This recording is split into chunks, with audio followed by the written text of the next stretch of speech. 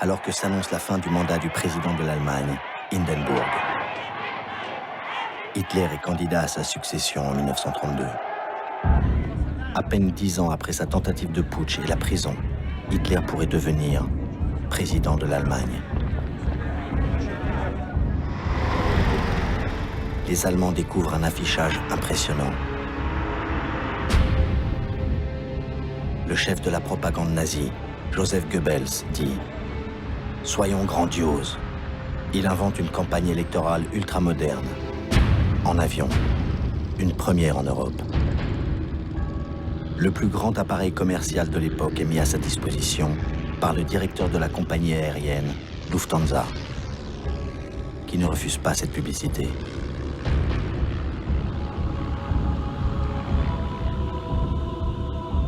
Hitler, affublé d'un casque de cuir, s'embarque pour un périple de près de 100 villes d'Allemagne où il pourra mesurer sa popularité. Son pilote, Hans Bauer, témoigne. « Nous avons volé par tous les temps, orage, tempête. Aucune réunion n'a dû être annulée.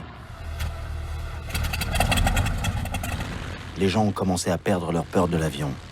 Et Hans Bauer a cette conclusion. Hitler a contribué à l'extension du trafic aérien. Goebbels invente le slogan « Le Führer au-dessus de l'Allemagne ». Il forge le mythe d'Hitler, sauveur suprême, avec ce survol soigneusement filmé et qui sera projeté dans tout le pays.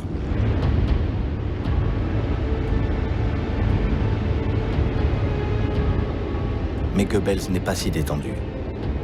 Cette campagne coûte cher et les industriels se méfient encore un peu de la violence d'Hitler. Les nazis doivent faire payer l'équivalent d'1 € à chacun de ceux qui viennent écouter Hitler. Cela ne les rebute pas, au contraire. Un spectateur, von Spahn, raconte cette expérience. Soudain, j'ai senti les yeux d'Hitler sur moi et j'en ai été frappé pour toute ma vie.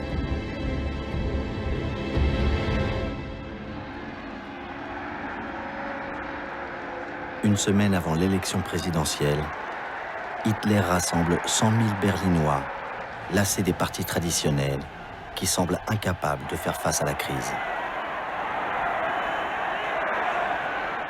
Dans la foule, Jutta Rudiger, 20 ans. Je ne peux pas vous expliquer l'état dans lequel le chômage nous plongeait.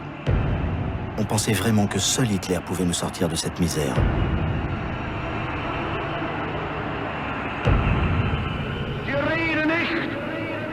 Von den Zehntausenden, die Jahr für Jahr den Gashahn aufdrehen, nicht weil es ihnen zu gut geht. Grâce à son discours pseudo-social, Hitler devient un candidat sérieux à la présidence. Alors la presse se déchaîne. À droite, Hitler est présenté comme le prototype de l'aventurier politique. À gauche, les insultes sont plus personnelles.